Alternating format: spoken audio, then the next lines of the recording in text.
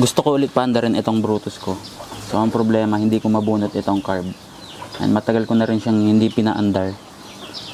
Kasi nung in-stock ko siya, dinrain ko yung fuel. Pero i-check ko pa rin yung carb. Baka nagkaamag na ulit. So ang problema, hindi ko matanggal tong carb. Nawawala yung 8mm na socket ko na kasya dito sa butas na to. At yung screwdriver ko naman, hindi makapasok dito. Kapag screwdriver naman, ayan, sagabal naman itong pipe. Meron kasi akong maliit na socket dati dyan, kaso nawala siya. Hindi ko mahanap kung saan ko nailagay eh. Try ko muna siyang silisilin kung matanggal.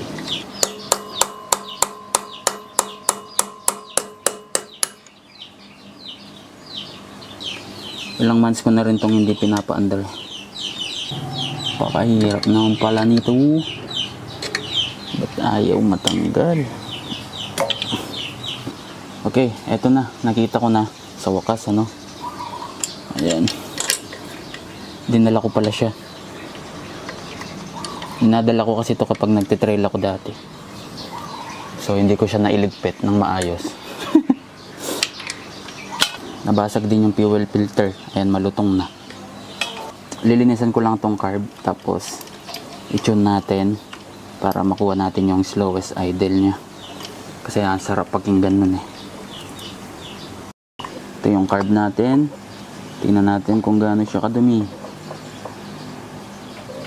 Ayan. Punong-puno nga. Ayan. So ayan, lilinisan ko lang to tapos papaandarin na natin. Okay, nalinis ko na tong carb. Stock jetting pa to. Ang carb na to pang Brutus talaga siya. Ayan, malalaman mo pag pang Brutus. Ganito yung pasukan ng gasolina. Ang stock jetting nito, yung main jet is 230. Yung pilot jet is 30. Tapos yung needle position ko ay number 4. So, higpitan ko lang ha. Okay, lalagyan ko lang siya ng gas.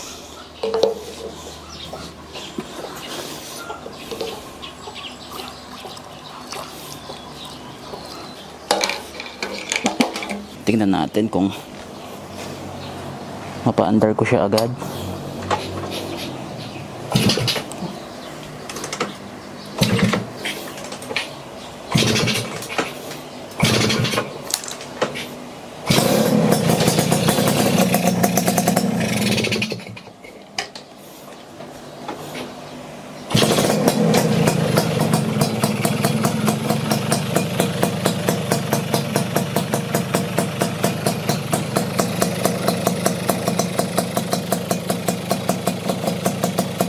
Okay guys, so ngayon ibababa natin yung idle kung hanggang saan yung kaya niya, no?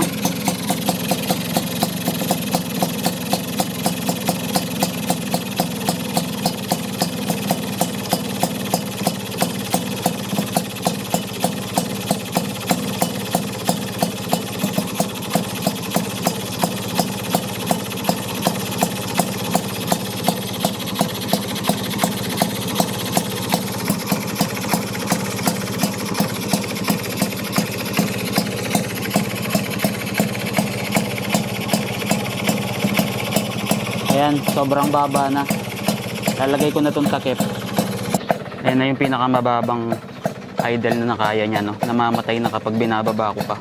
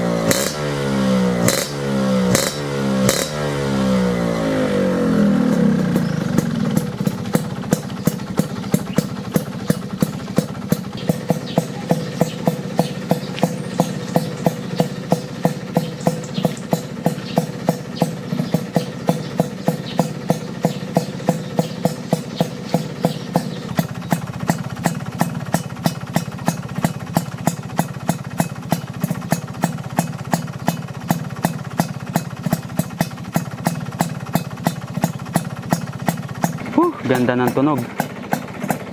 Healthy na healthy yung putok. Okay, mag-test drive na tayo.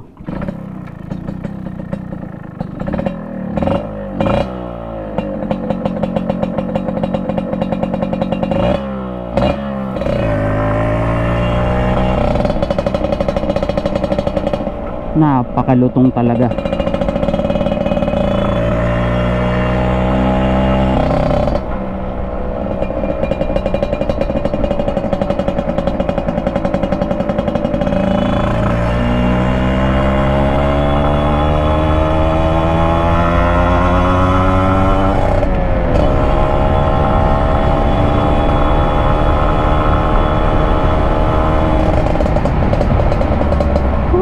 Ganda ng putok.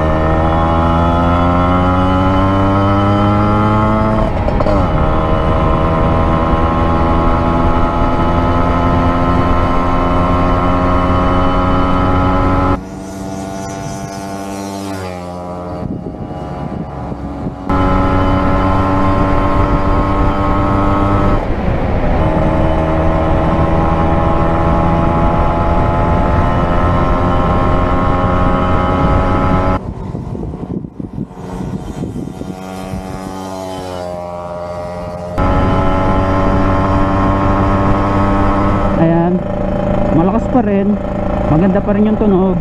Ayan, malusog pa rin yung pakinggan. So hanggang dito na lang tong video na to. Ride safe sa inyong lahat.